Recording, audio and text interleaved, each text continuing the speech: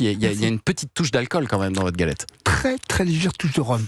Une très légère touche de rhum. Dans celle-là, absolument. Ça, c'est un des secrets de la bonne frangipane. Alors non, c'est pas un secret, parce qu'on n'aime pas finalement, mais pour ressentir... Non, Vous sentez le rhum ou pas? Très léger. Trop léger. Trop léger peut-être. Oui, mais elle est tombée dedans petite, alors forcément ça joue. Alors, c'est important pour vous le rhum? Alors pour moi, oui, pour ressentir en fait ce goût que j'avais, cette sensation de goût que j'avais quand j'étais petit, il y avait du rhum. Et alors il est cuit bien évidemment avec la cuisson de la galette. Ouais. Donc oui, pour moi c'est important qu'il y ait cette petite touche de rhum pour avoir cette sensation d'enfance. Qu'est-ce qui rend votre frangipane si légère? Qu'est-ce qui fait que quand nous on l'a fait, ou quand on l'achète dans les grandes surfaces ou autres, elle est lourde, elle est épaisse? C'est quoi? C'est qu'on met trop d'amandes? Qu'est-ce qu'on fait de mal? Non, je pense que au contraire, ils veulent en mettre le moins possible parce que c'est ce qui coûte le plus cher.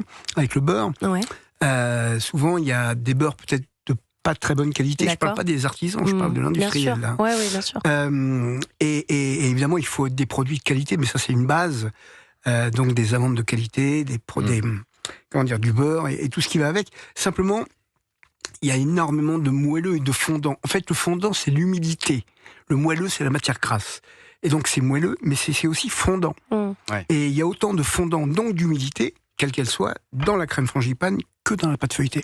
Mais vous voyez, moi, par exemple, ma belle-mère, tous les ans, que j'embrasse et qui nous écoute, et je sais que ça vous fait quelque chose, Philippe Conticini, de savoir que ma belle-mère nous écoute.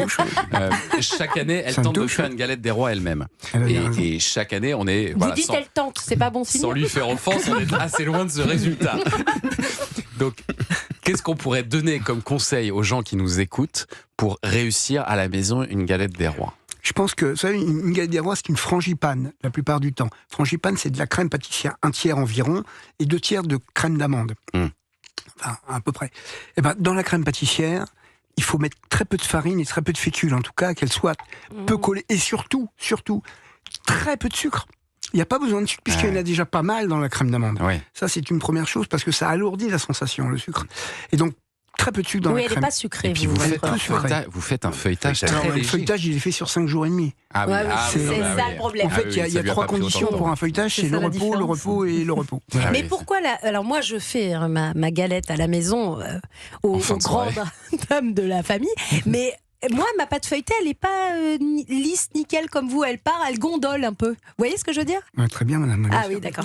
Très bien, venez l'acheter chez moi. Oui, c'est ce que je vais faire. Ça peut être la solution d'ailleurs, c'est de l'acheter directement chez son boulanger, chez son pâtissier. Moi, je pense que c'est une très bonne solution si vous êtes content de votre boulanger, de votre pâtissier. Évidemment. Après, chacun a ses goûts, si j'ai envie de dire, mais c'est un vrai boulot. Le feuilletage, ça c'est du feuilletage inversé, c'est-à-dire on met la pâte dans le beurre, dans un beurre manié, et donc on a quelque chose de fondant et en même temps qui cracouille légèrement. Moi j'aime pas ce qui croustille. Ça cracouille. Là ça cracouille. Et là ça cracouille. Marie-Claude Pietragala, vous êtes plutôt